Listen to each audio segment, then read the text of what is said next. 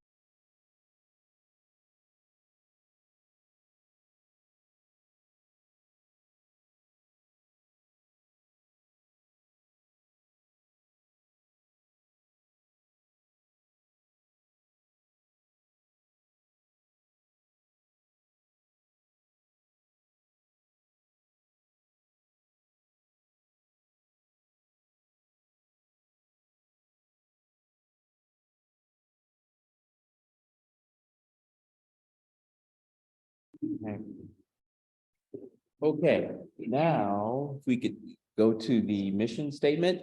This is a ritual that we did before every meeting before the pandemic, and we kind of got away from that during the heat of the pandemic, and now we are returning to it.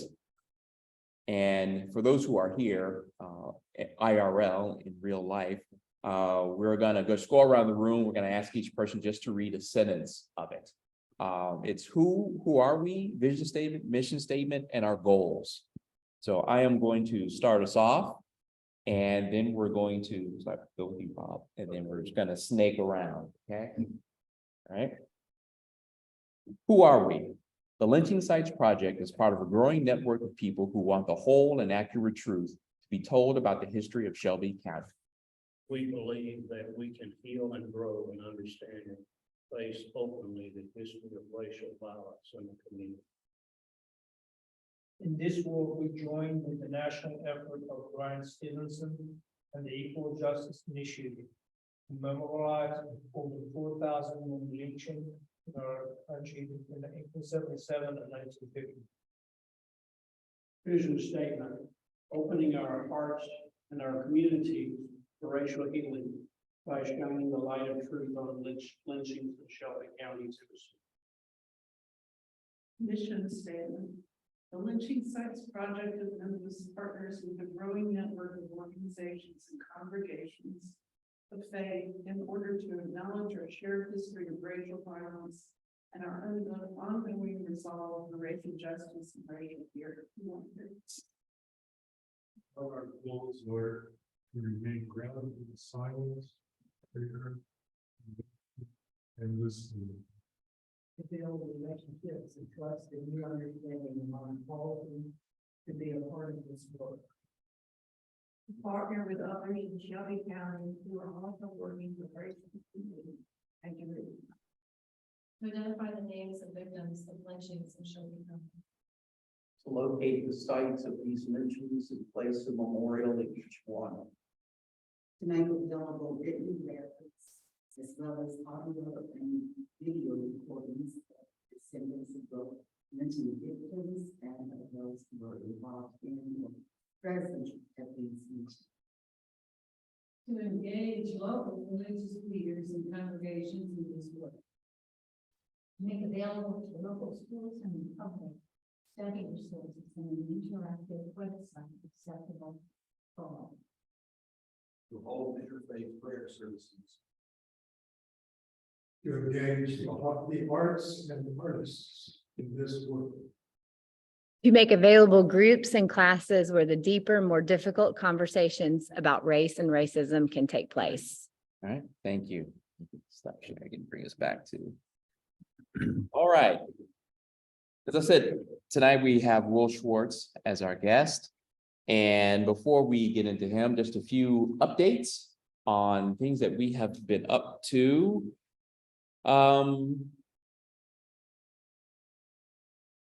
Later on this year, in the fall, we plan on doing like a road show. It's not really a road show, but we're gonna have our community meetings at different locations. We are looking into that now of locations. We want to do a university, a church, and perhaps another nonprofit community organization probably doing the same sort of work that we are doing. We're coming up with a list of potential, at least 3 of these we're shooting for, but we just kind of want to start traveling around and getting our message out there to other groups. So when that happens, it'll be fall after August. We'll definitely let you guys know, so you can come with us. All right. Juneteenth is coming up next month. And as you guys may or may not know, we typically participate in some of the Juneteenth events that happen throughout the city. We have participated in one at Lemoyne for the last 2 years. This year, theirs is going to be on June 10th. Juneteenth is typically June 19th, which is a Monday. But Lemoyne's activities is going to be on June 10th. There are a couple of other activities happening to commemorate June 10th. We are still in the process of figuring out which of those we are going to participate in, set up a table and have information. And of course, we will let you guys know which one we will be attending. Two more things. This one I also we want to revisit this after Will's presentation. Last night, me and a couple of other LS peers sat down and had dinner with some visiting Indiana University students and students from Serbia, university students from Serbia.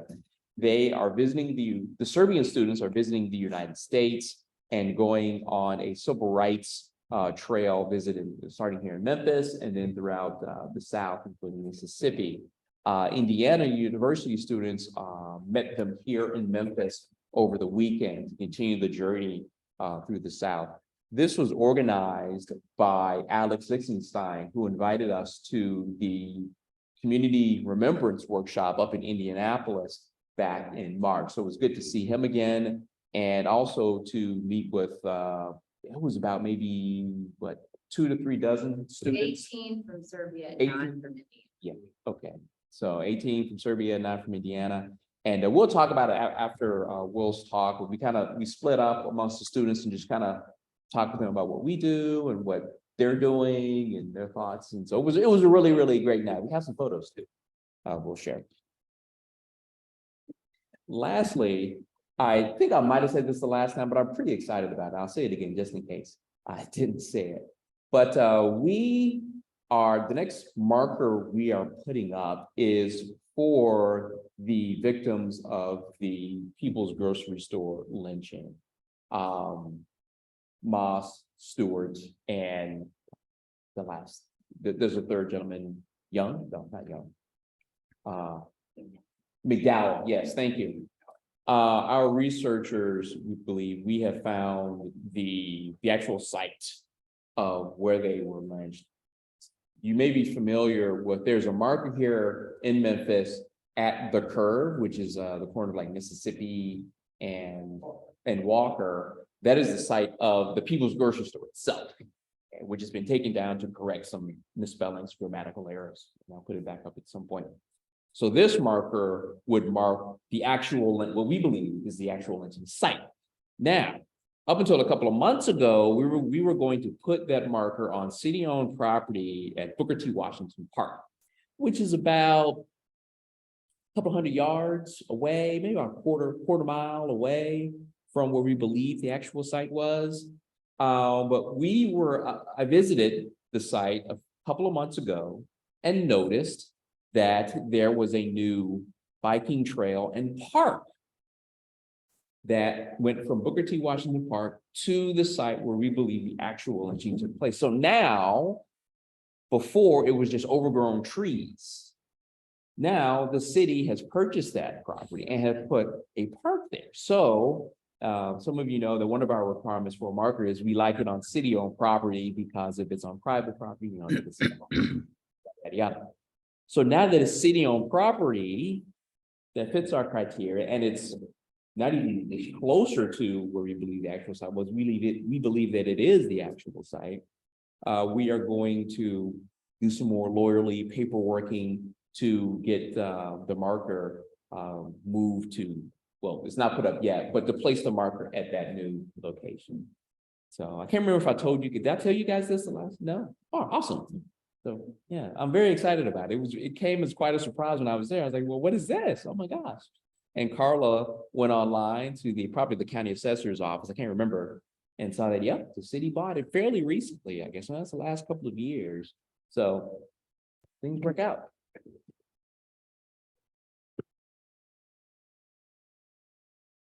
Yeah. Okay, now, without further ado, we will have our guest, Will Schwarz, here with the Maryland Lynching Memorial Project. Don't know how much I can do in introduction. He is an old friend of ours.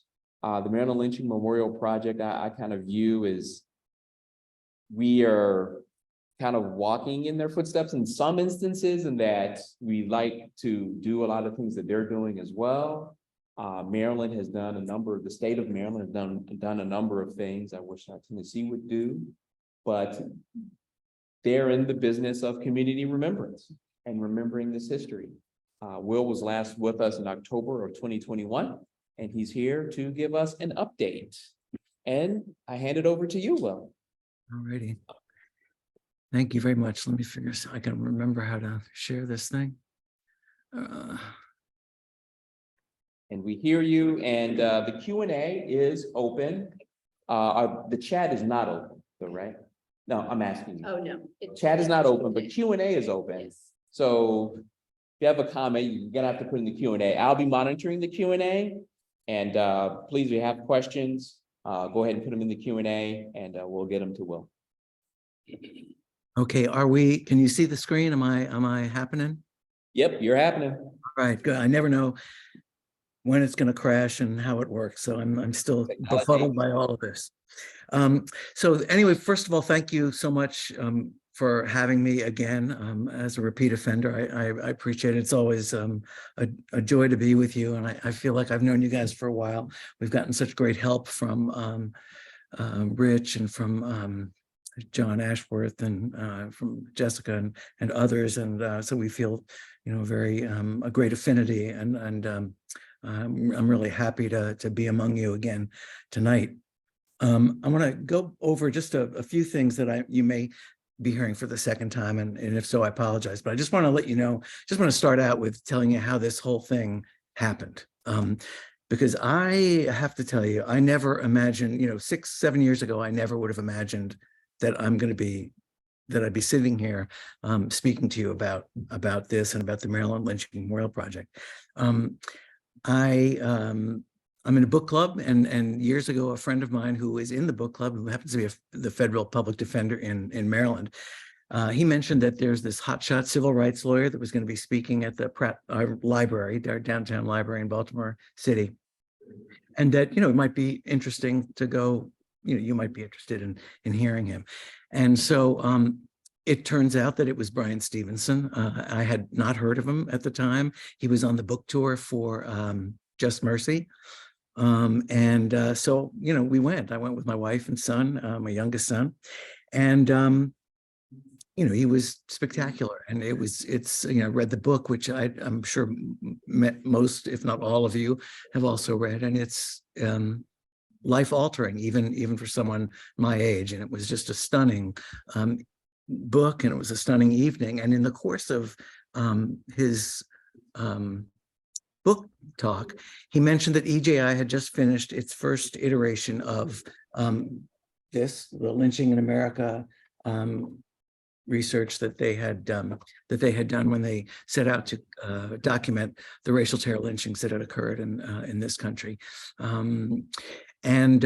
I was stunned. I mean, I was completely blown away. This is not, I don't think I'm that different than other people, although I'm older.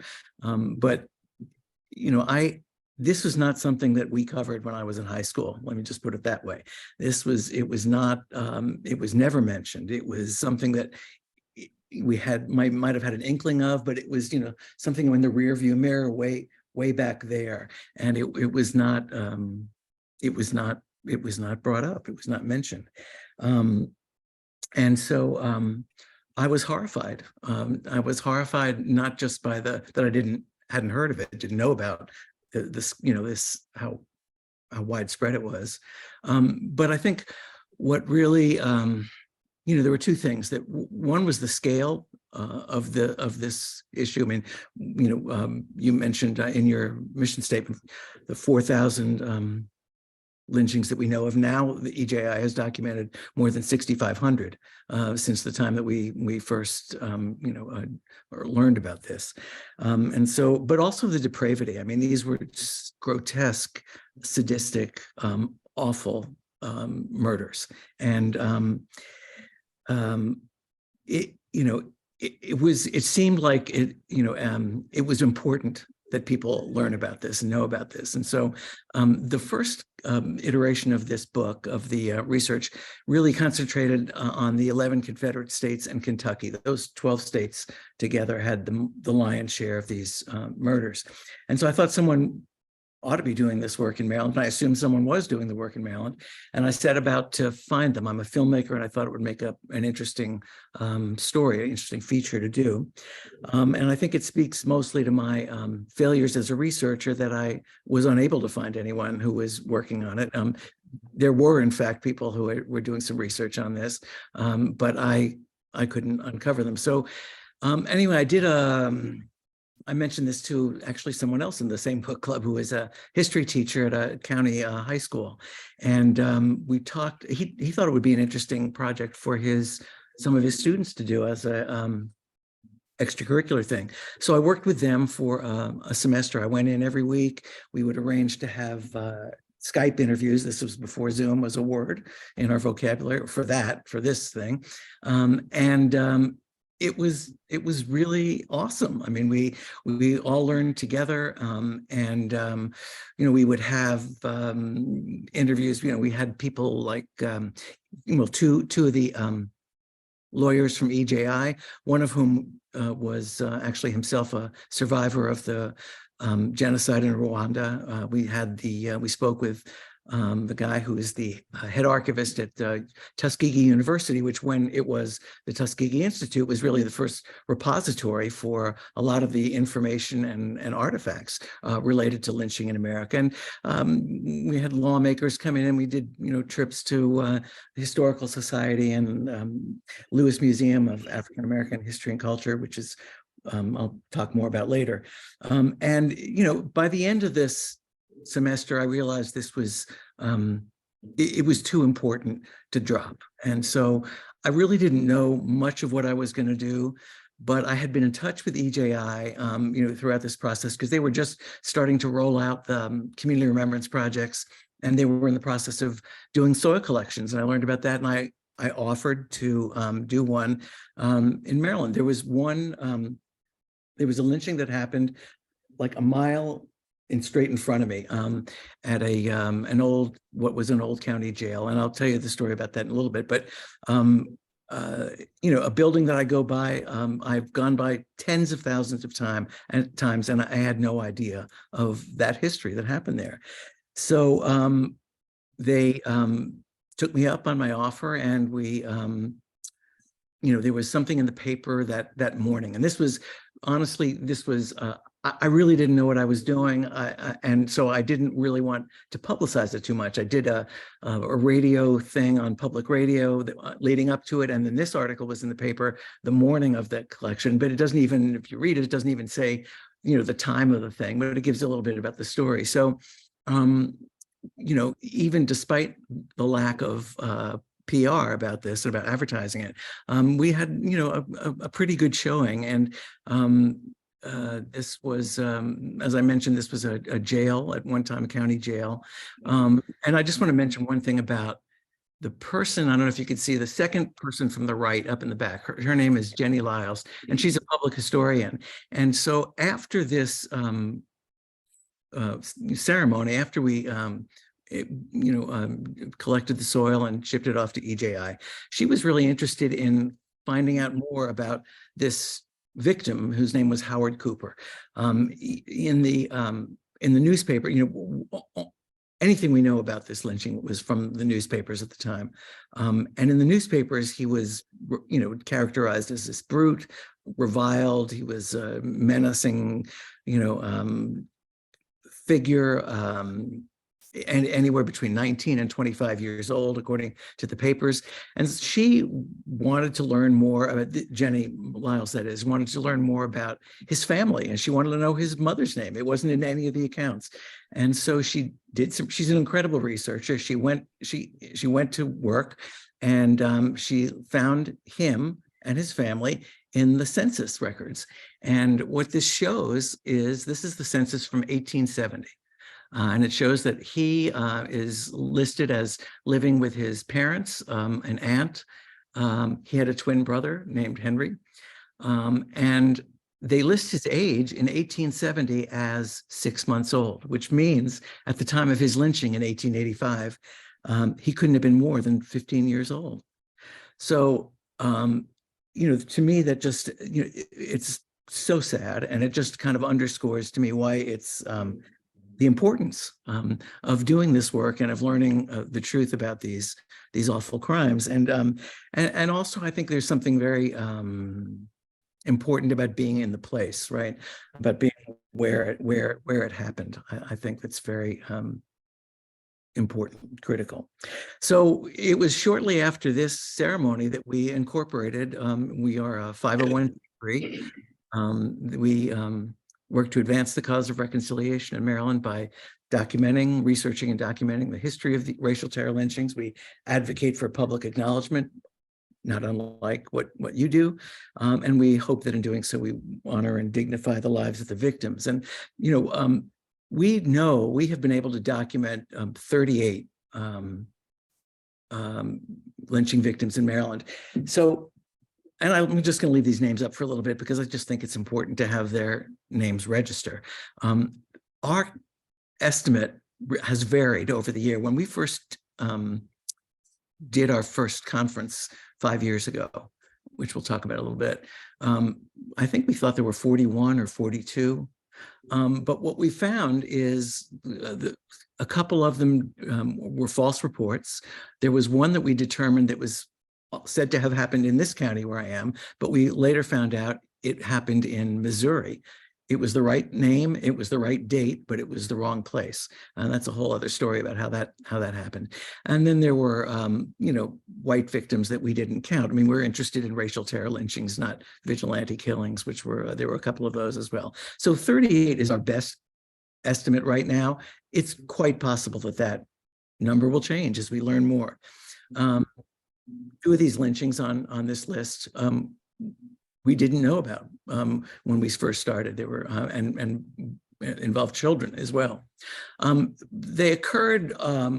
All these lynchings occurred over this span of about 80 years, but 2/3 of them really occurred in 3 decades between the end of the Civil War and the beginning of the 20th century. And I think that experience is not uncommon in the rest of the country.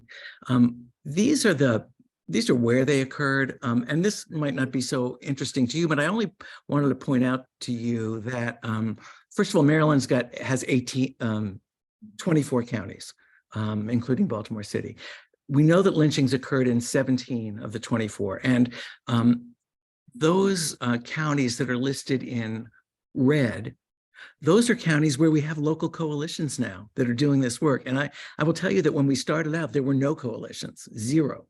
And so this is the progress that's been made in really not that much time. And of the 3 that are not yet, don't yet have coalitions, we actually have meetings to form coalitions there in Carolina and Queen Anne's counties coming up in the next couple of months. So hopefully the next time I show the slide, they'll all be red.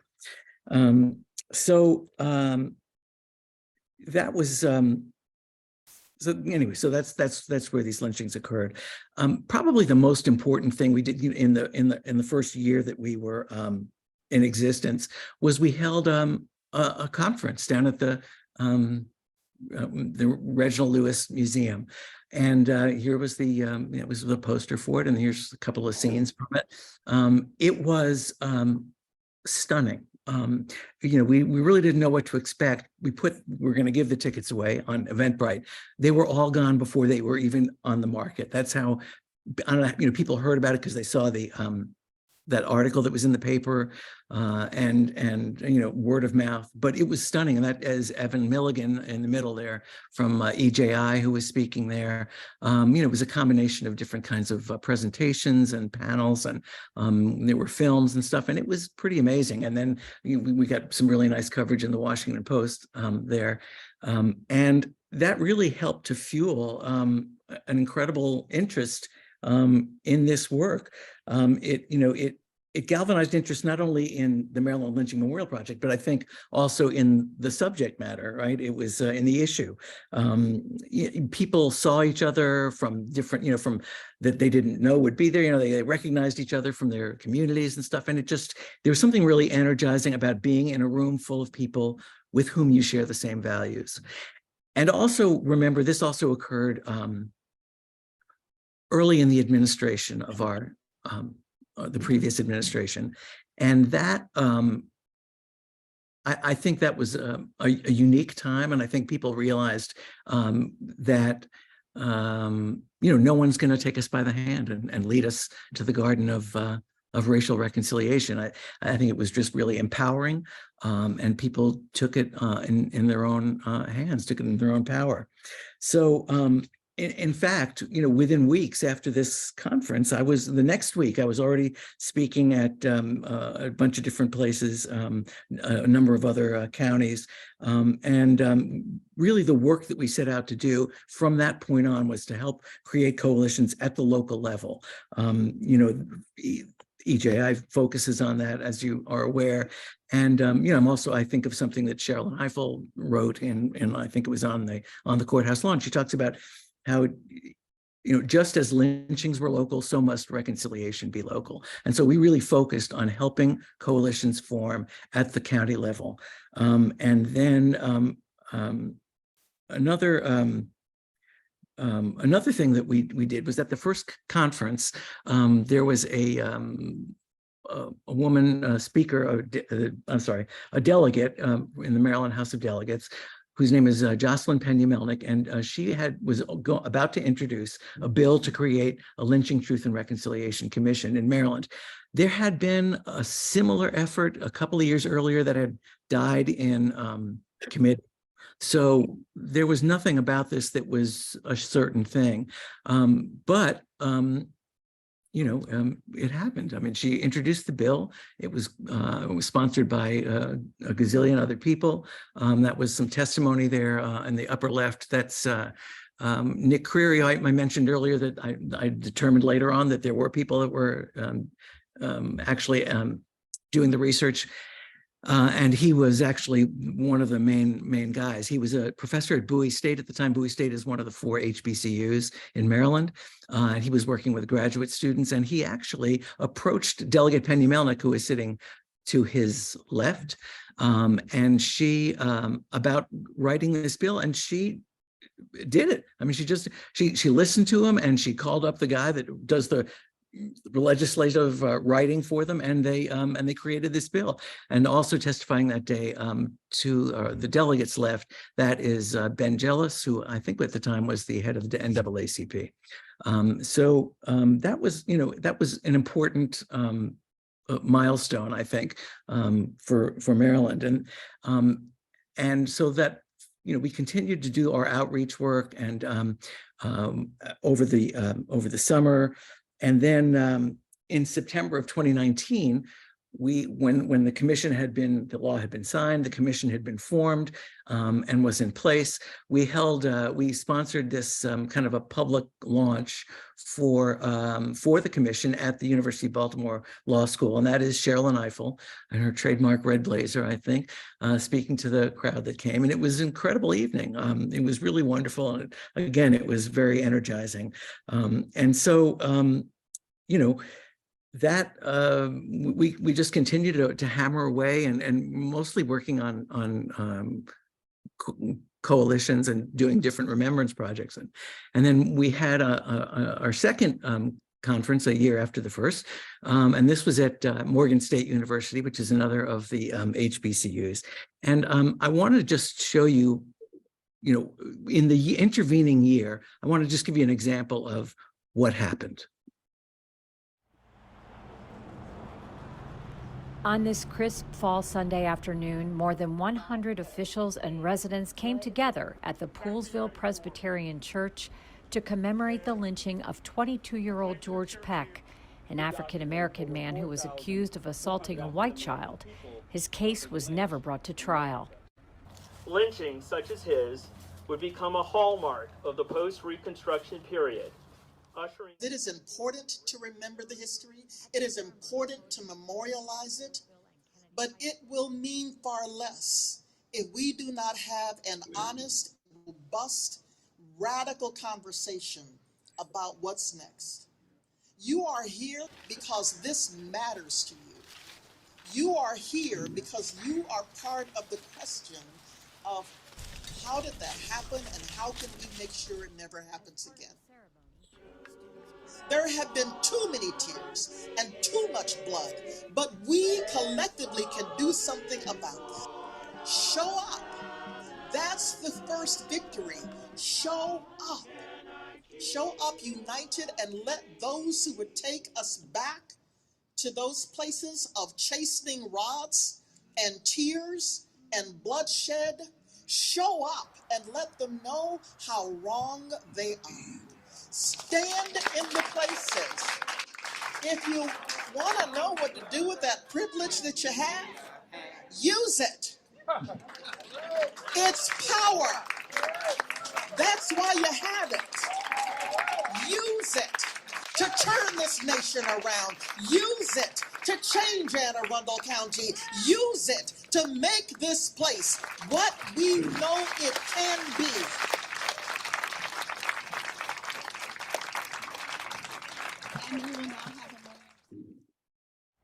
Whoops. So another thing that happened at that conference, which is really, really important, was that we had a meeting of the different coalition leaders that were in place by then. And that happened, we had this lunch after the meeting and after the program itself. And that was, I think that was really well received as well. It gave people a chance to, compare notes and best practices, and it's an encouraging and reinforcing kind of an exercise, and it just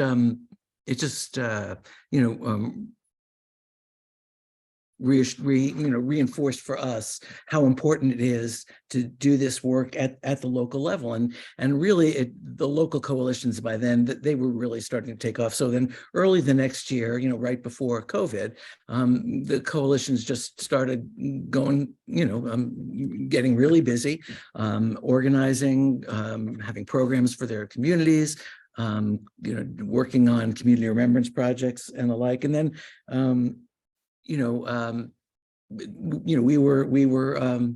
we were busy as well.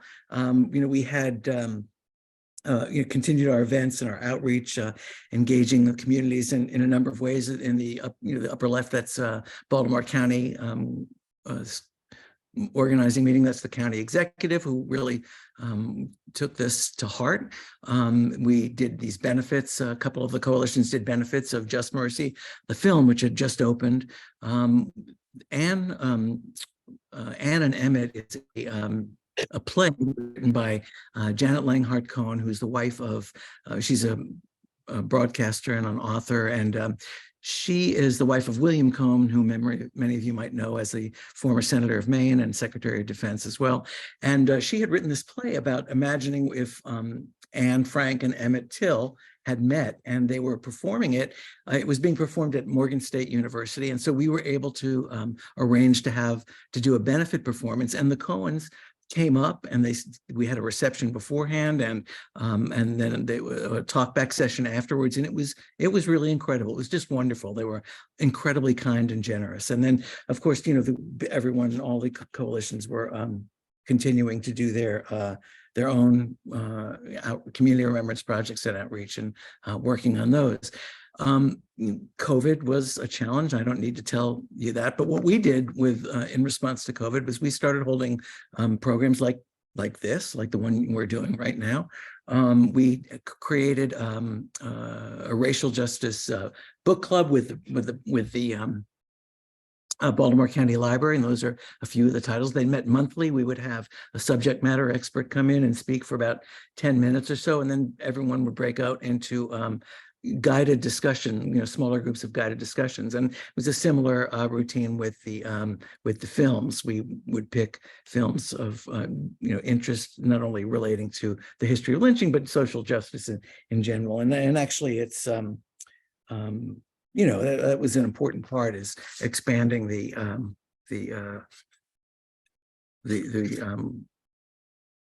interests, the subjects that that we would consider.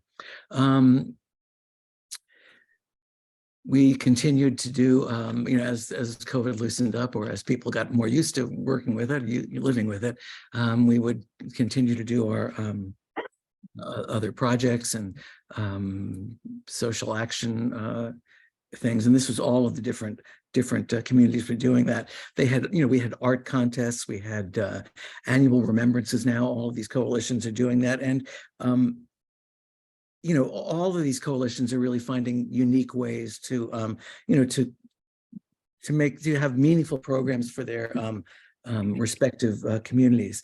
And so, we found that it's really important to pursue these programs statewide. Not only is it, good for, and here, by the way, are the 5 EJI markers that are up right now. That, in the upper right there, that was the one that's right over here, Towson, Maryland, and that was the day on which the Governor Hogan, who is the masked gentleman to the left of the marker, issued pardons to 34 of the 38 victims, pardons for all of the victims who had been or were in the responsibility of local law enforcement or state law enforcement at the time they were lynched. The state, it was an admission that the state failed to protect their rights and provide them with the due process to which they were entitled. And it's controversial in some quarters about the nature of a pardon for people who are lynched, but I think what they felt was that it is the only vehicle that they had to admit culpability. And I will also say that of all the things that we have done since we've been around, that pardon, those pardons did more to raise awareness than anything else that we've done. We got calls from all over the country after this. It was in the papers all over the country. 2 papers in Australia picked it up. So it really did more, I think, to make people aware of this history. And that is, that's key. That's critical. I'm not going to say it's half the battle, but it's an important part. And so, doing these programs, it's not only important for us, Maryland, but it's also important for the coalitions by association. It's so in addition to those programs that I showed you earlier, many of you were with us a couple of weeks ago for the lynching postcards event. We did others on others one-off things on. We did a program on the Tulsa Race Massacre at that time. We are sponsors of the Transitional Justice in the USA Speaker Series. We're a sponsor of that New England Law School of Law has organized. We did a town hall for the Maryland Lynching Truth and Reconciliation Commission, and another session with the International Center for Transitional Justice about how the tools of transitional justice can be applied to lynching, to the history of lynching. And it's not obvious, because obviously what is obvious is that these crimes occurred so long ago. So, but it's still valuable and germane. And then in addition, what we do for coalitions is, among the things that we've done, is we created web pages for every coalition that wanted one, that didn't have one. And those are all accessible from our website. We have offered fiscal sponsorship to all the coalitions who want it. And there are about, I want to say 9 or 10 right now who are taking advantage of it. And that what it does is it allows us to extend the benefits of our 501c3 designation to the coalition, so that they can, any donations they receive are tax deductible. And so we created also donation pages for all of them. We use Network for Good as our donor management system. And so each coalition has its own unique page to receive donations. When the commission came into being, there was no funding for it. That was one of the reasons they were able to get it through, was because they weren't asking for money. But it became clear early on that there would need one of the critical elements of the commission is being able to investigate these crimes, these murders, all of these murders that happened. And they had three when the commission was formed. It basically has three mandates. One is to hold hearings in the communities where these lynchings occurred. Another is to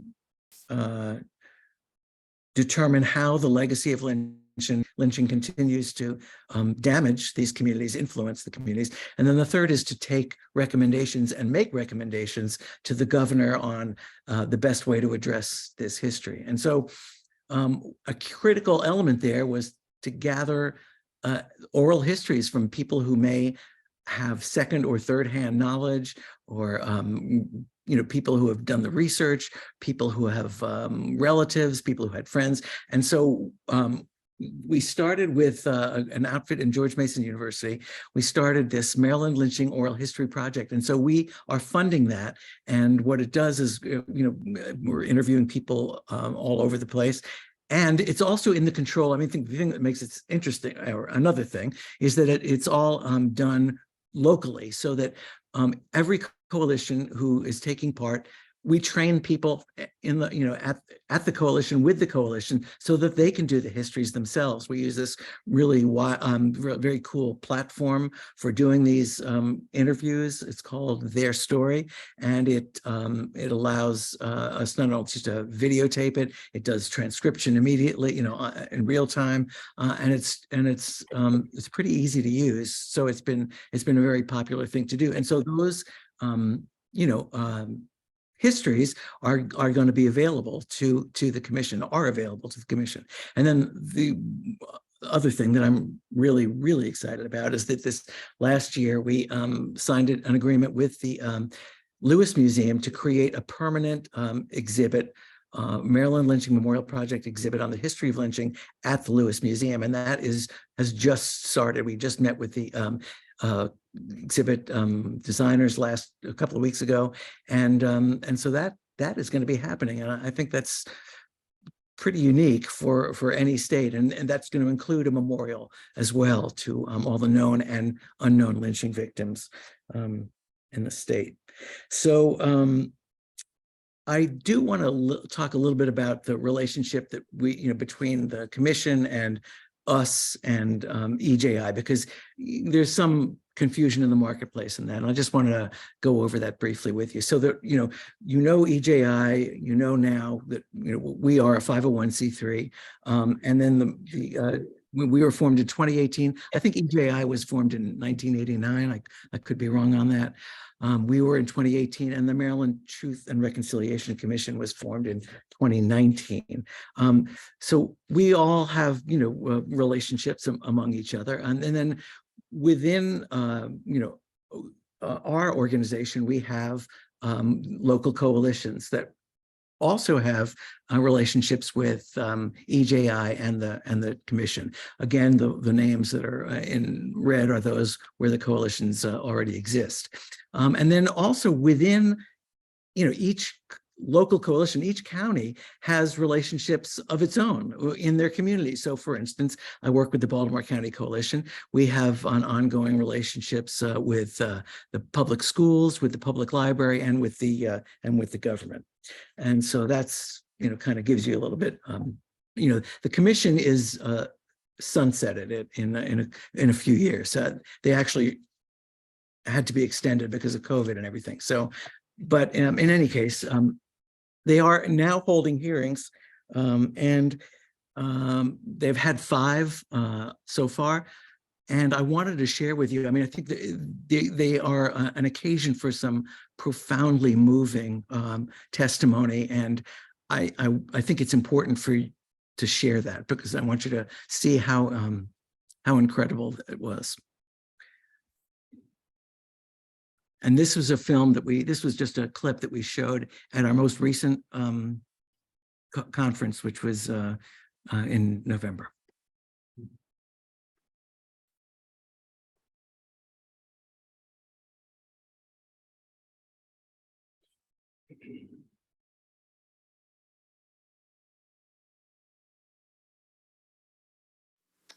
The savages that lynched my great-great-uncle Garfield did not wear a mask and was calling each other by name during this heinous act. The lynch mob gained access to Garfield while in police custody. What happened to his protection? Garfield was buried in an unknown land and never had a proper burial. As I mentioned earlier, my ancestors didn't even retrieve the body because of fear of something was going to happen to them. We, the family of Garfield King, would like to give him the burial he so deserved. The state of Maryland is ultimately responsible for the lynching and death of my ancestor, James Garfield King. No one to this day, 124 years later, has been held accountable. Who goes into a jail and is dragged out and lynched on the jail lawn? But nobody was identified. The King family deserves justice. Our family has been in fear and terrorized for 124 years. Nothing has been done by the state of Maryland, and he was in the state of Maryland's custody when this happened to him. Grammy used to sit us as her grandchildren at her feet to tell us the stories, and they were horror stories for us as children. We didn't know how to filter them, but Grammy made sure that we listened to every word. She did not like Princess Anne when we were growing up, and she didn't understand why many of the Black African-American Negro folks wouldn't just get out of there. She said, I can never forget what happened here with my cousin George. She said, not only did they lynch him, they destroyed him. They destroyed a whole family. And she wanted to keep that from happening to us. The mother, Etta, was never the same again. There were others in the family also that were never the same again, and Grammy tried to prepare her grandchildren for this cruel world. She told me, as the oldest of her 7 grandchildren, she says, I want you to leave this place as soon as you're able. If you're ever gonna make something out of yourself in your life, you're gonna leave Princess Anne, because no human being, that's how she felt, should live the way that we, as we called Negroes at the time, should live like we had to live. And I am here today on the shoulders, the backs of those who suffered so much, so long. So because they felt helpless and hopeless, they were trying to plant in those of us who came after a way where we wouldn't feel that. They wanted us to go out, and they wanted us to be better and to do better, and they wanted us to have hope, and they wanted us to see the world through different eyes, because the eyes wherein they saw the world was one of a lot of pain and sorrow. I just wanted to take the opportunity to speak to the ongoing trauma, the continuous mental trauma, the pain in the eyes of the older folks, the pain in the eyes of the younger folks who don't know, won't know, may never know. That damage can't be monetized. That damage likely won't be ever healed in any way that could make up for the many, many lives that have walked this journey continue to walk this journey, and we see in the eyes of the young people the pain that they experience. Those gentlemen that we spoke about today, those families that are still trying to figure out what happened in their families. I have family members in my family tree who disappeared. I have always felt, for whatever reason, that the stories that people in my family only hinted about, but never really expressed, were stories of something that was just too horrible to speak about. And let's just put our heads down and keep on moving.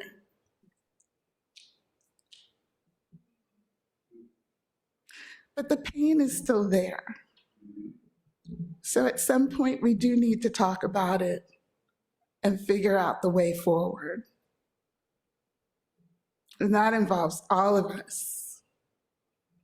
I was at my office in Michigan and received a Facebook message request from someone I did not know, but I happened to be online when it came through, so I clicked it. It was from a woman named Jennifer Lyles, who told me she was a public historian with the Maryland Lynching Memorial Project. My heart rate elevated instantly and rapidly. Though I had never known it before, in that moment, I think I did almost know what I was about to read. That I am a direct line descendant of the leader of a racial terror lynch mob. My name is Juliette Heinley, and I am the great-great-granddaughter of Milton Walters Offutt, now known as the perpetrator in Howard Cooper's murder. The innumerable events of documented police and civilian brutality on Black and brown people over the last 10 years opened my eyes to my privilege and the racialized structures that uphold it. Since learning my connection to Howard Cooper, I can see and feel in a deep new way that there is no distance between me and white supremacy. I am changed by the power of this truth, and I am in awe of the archive that brought this truth to light. Because it is due and deserved that Milton Walters Offutt not have the privilege of anonymity in this injustice any longer. And that I have no illusion that my reality has not benefited by his actions. When Milton Offutt thought of Katie Gray, he thought of people like me. I am relieved that the crime of Howard Cooper's murder is no longer unresolved, that his perpetrators are no longer in control of his legacy. I am so grateful to this commission, to this coalition, to the researchers on this project, and to everyone in this room, and everyone who is part of this work, showing the rest of the country what this can look like.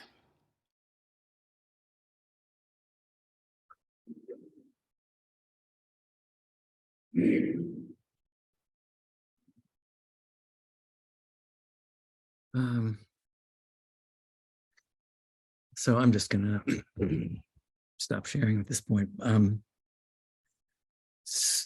Incredible moments. I'm sure you'll agree. You know, I know that you've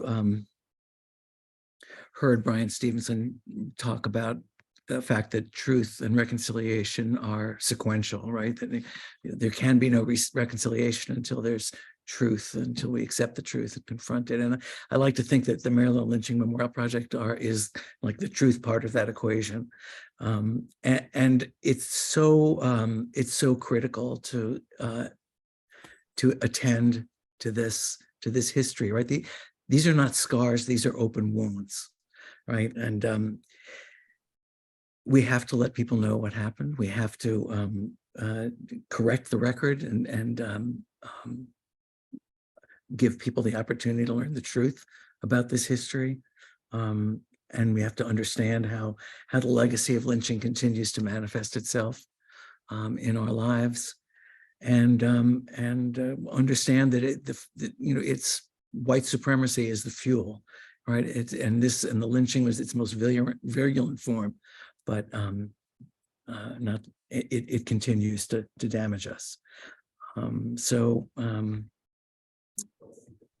With that, I'm happy to take any questions you may have.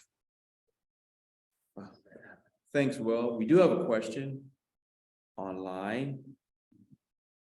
And I'll open the floor to anyone here who has a question for you.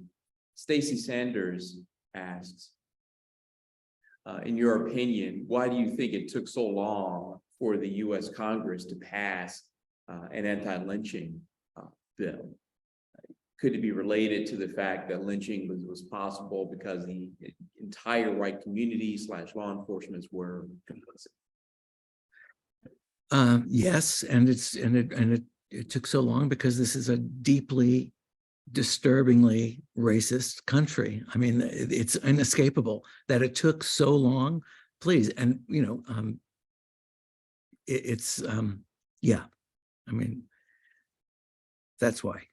And it's an embarrassment that it took so long. Are there any questions here? We have one question here. Thank you so much for being with us today. Will, can you hear her? Yes, I can. Okay. Would you describe the relationship? Would you describe the relationship that you have with the government, library, and the public school, and a little bit about how you all went about establishing that? So we are, we are fortunate enough to have a wonderful relationship with all of those entities. It's not the same in all the counties, I will say. Some counties are more resistant, a little less enlightened. But as far as we're concerned, the Maryland Lynching Memorial Project, and we have a great relationship with both the state government and the county, most of the county governments with whom we work. The libraries have been an incredible resource for many coalitions. I showed you before, we have these programs that we've been doing with the library, and I've spoken at, I know that the local coalitions have relationships with libraries in their counties as well. I've spoken at least 3 other libraries in the last couple of years elsewhere in the state, away from where I live. So that has been a great relationship, to tell you the truth. And then what was there something else? I'm sorry, I can't remember. The school. Oh, well, the schools, there's an interesting story about the schools. Actually, the schools have been wonderful. We do, in many of the counties, have these creative arts contests or essay contests, that EJI does an essay. I don't know if you've had that experience with, Rich, did you guys, has EJI done a historic marker? We have not done a marker with EJI. Have you done any soil collection with them? Yes, we have done soil collection. And did they make the essay contest a part of that thing? No, we have taken soil our own and brought it on down, took it on down. So with many of these community remembrance projects that EJI, sponsors, they will tie it into a racial justice essay contest. So it's open to high schoolers, and there's a prompt that they give these kids on to respond to a certain question. They provide resources, and it's usually the local coalition that provides resources relating to the history there, and they get a pretty good response, and they offer like up to $5,000 in scholarships to the winners. So many of the coalitions in Maryland have been able to take advantage of that, and many of us are doing our own. We just had a soil collection in Anne Arundel, in Prince George's County, where they had different kinds of creative arts things. In Maryland, in Baltimore County, we had a school that actually it's a middle school that wanted to become involved in this work. They had read something about us, and so this was an 8th grade class, and so we created a different kind of contest for them because EJI wouldn't let us expand the essay contest to include 8th graders. So we created some poetry, spoken word thing that we've done for 3 years now, and it's awesome. We just finished judging. We haven't even had the awards yet, but they had like 120 entries from, which is wild because this is not a school thing necessarily. So it's been great. And in fact, the pardons that I mentioned earlier, that idea for the pardons came from that middle school. Those 8th graders in Baltimore County have to do a social justice project every year, every class. And so one of the groups in one of the classes in that school wanted to petition the governor to issue a pardon to Howard Cooper. Howard Cooper had been convicted of rape and assault. The jury, the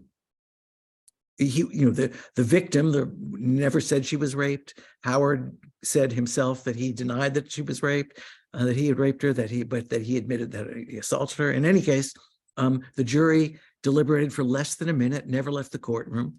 And that triggered the death penalty.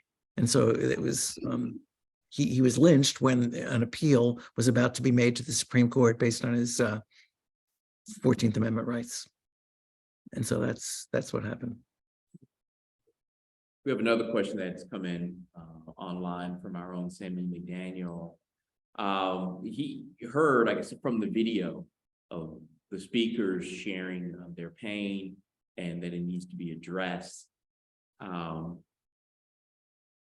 His question is there anything collectively happening in Maryland, I'm guessing, to address that pain? As you well know, and as we all know, there's definitely trauma associated with it that passes down, that's still felt.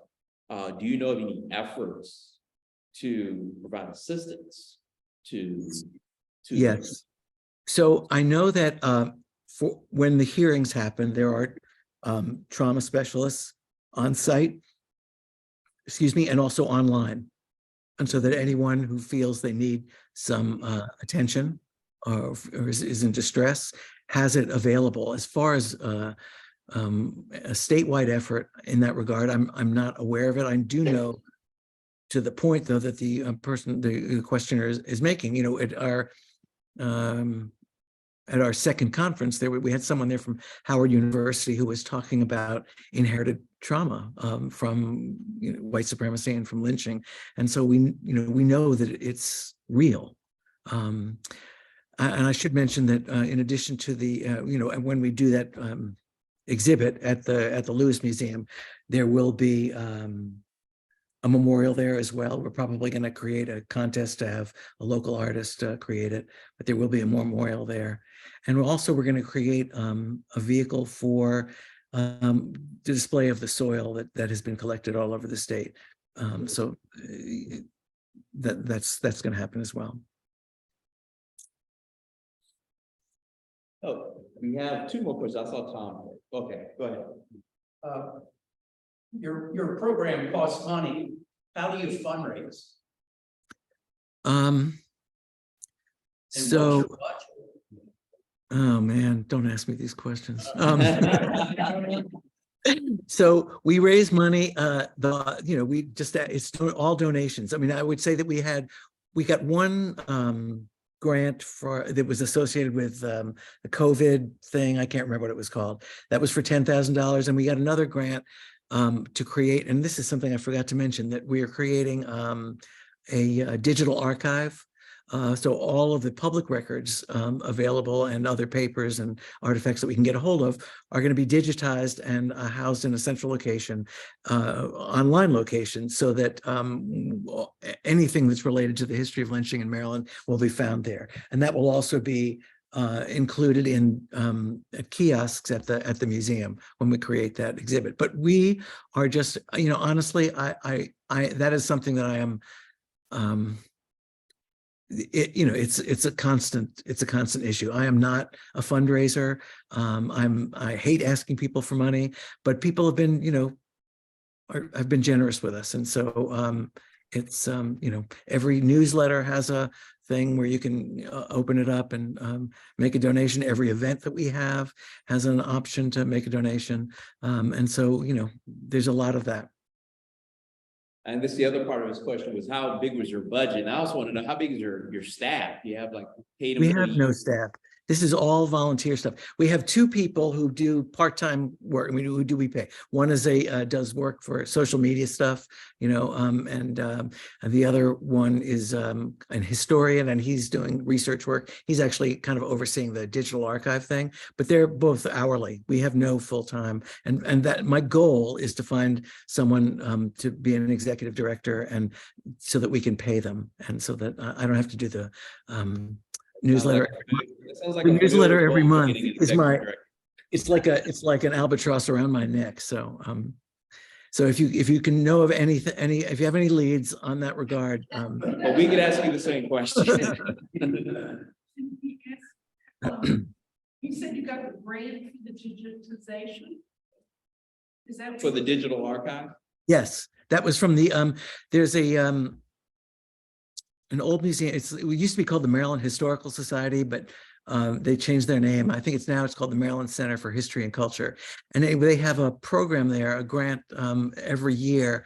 It's a history grant somehow. And it was, and so we applied for that and we got that. And it's a modest amount. That was 10,000 as well. Actually, it's 20,000, but we get 10,000 last year and 10,000 we'll get this year as well. And Tom. My name is Tom. I am one of the clergy who are here this evening. And I'm also someone who served the church in Frederick, Maryland for 6 years. I left about 15 years ago in my process of retirement. I'm also someone who has served on the board here of the Lynching Sites Project. And my question for you is about the faith communities in Maryland and how you're working with them. I want to specifically shout out and make sure I call attention to the Episcopal Diocese of Maryland, Bishop Eugene Sutton, first Black bishop of the Episcopal Diocese, was instrumental in creating a Truth and Reconciliation Commission for Episcopalians in Maryland. And I am grateful to him and the folks in Maryland and to the folks at All Saints Church in Frederick, who really helped launch me into retirement and the work I've been doing with racial healing here in Memphis, my hometown. So would you speak a little bit more about faith community involvement and partnership? So yes, I'm happy to. And there's actually a soil collection happening in Frederick this Saturday, I think, this coming Saturday. So we enjoy a wonderful relationship with local congregations all over the state, many of whom are instrumental, are leaders of different coalitions. I spoke at the Episcopal Church you mentioned I think it's on St. Paul Street in Baltimore, and they are doing spectacular work, and they've been very supportive of our efforts. So we've had a great reception and great contributions from a number of different congregations and different faiths. Is there a follow-up or something? I can see someone. Yes. Let me add a pale but earnest second to the motion in terms of clergy. I'm not retired United Methodist minister, and I visited the website during the program and saw that there was one lynching in Howard County. My daughter is pastor of a church, Kidder Community Church in Columbia, and so I'm emailing her to urge her to link up with your project in Maryland and find out who the person was who was lynched in that particular county. And then we're also going to do several things to link up the different groups here in Memphis. We have very similar or sibling-like goals to lynching sites. Thank you so much. Thank you. Great. We have another follow-up. Just a follow-up. I worked with the German Society of Philadelphia. And they had a huge, they're at 7th and Spring Garden. They had a huge library. And University of Pennsylvania wrote grants for them. And I want to say they had 7,000 volumes, maybe 10,000 volumes. And the University of Pennsylvania came in and digitalized all their information. And they wrote the grants for the German Society. And I would think that the universities that are bringing in and collating collections would be in a good position to do that for you. That's a great suggestion. I appreciate that. And we have, as I mentioned, 4 HBCUs in Maryland, and they have great resources. And we also, and then we have the resources of the Maryland, Center for History and Culture as well. All right, there are no further questions online, no further hands raised here. Will, thank you so much. My pleasure. Yeah. I always enjoy talking with you. I learned a lot of things, and it was good to get this update. There are a number of things here I jotted down. I know a number of people here are very interested in seeing what we can do. You have a Q&A that popped up. Let's see. All right. Here's one. This will be the last one, because I know you guys are an hour ahead. I recently read Sherilyn Eifel's book called On the Courthouse Lawn, where she writes about public lynchings that took place in the area in the 1930s. This is Jasper St. Bernard. One of the things she is interrogating is the relationship between truth, community, and accountability. You mentioned earlier that truth comes before reconciliation. I agree with this. But reconciliation does not necessarily, or always, follow truth telling. What I mean is the truth can be resisted. How does your organization deal spiritually with the gap between truth and reconciling? So I'm not sure that there's an organizational response, but I understand the point. And, its truth is necessary, but not sufficient. For reconciliation. I'm thinking about, I don't know if for anyone who may have been a part of the program we did with the lynching postcards film, something that Dr. Williams, Uhura Williams, had said in the panel afterwards. He said, I'm paraphrasing, he says, I'm really not that concerned about reconciliation. He said, I think it's important for people to sit in the discomfort. And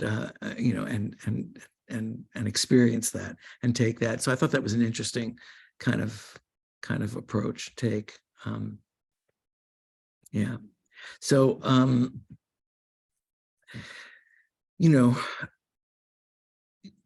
our job is to make, I used to think of this as something that was like trying to teach empathy, this whole effort. And I do think empathy can be taught. And so, because it's not, one of the reasons I decided to do this originally was because I didn't think the ask was really that hard. The ask is, look honestly at this history, understand how it continues to harm us, and look for ways that you can, help dismantle this structure of white supremacy. Something else that I remember reading right after the George Floyd thing was something that Barbara Smith said. And she talked about how you don't have to be biased. You don't have to be, I'm trying to remember how she put it. You don't have to be biased to be, white supremacy does not require bias in order to operate. She likens it to an operating system. It's always there. It's always running. It's always running in the background. And I think what we need to do is understand how it works, and not just when you see it, react to it, do something about it, but you have to look for it. I think it requires, an act of will. You need to, it needs to be proactive in looking for it. And, there are so many ways that it rears its ugly head. And I could go on and on about, things that are happening locally. But I'm sure you have the same, well, I know you do in Tennessee, right? It's not too hard. I'm sorry, but I trust you heard the laughter in the room. Right? yeah, I read the papers, right? So I understand. So, but the other thing is, not everyone is going to be a lawyer. Not everyone is going to be Brian Stevenson or Cheryl Eiffel, but everyone can do something. Everyone can do something, even if it's just becoming more educated yourself, to read something, to talk about it with your family, with other people. It has to have, you have to give it air. It has to have air. It has to be seen. It has to be felt. It has to be understood. It has to be shared, right? Everyone can do that. Everyone. So, and I think it's our responsibility to do that. We'll leave it there. All right. Well, thank you so much for your time. We look forward to the next time, maybe in another year and a half. All right. Well, I'm happy to do it. And I'll speak to you soon, Rich. It's been a joy.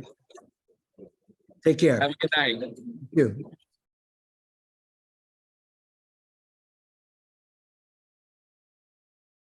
So thank you for those online who tuned in. We really appreciate you tuning in.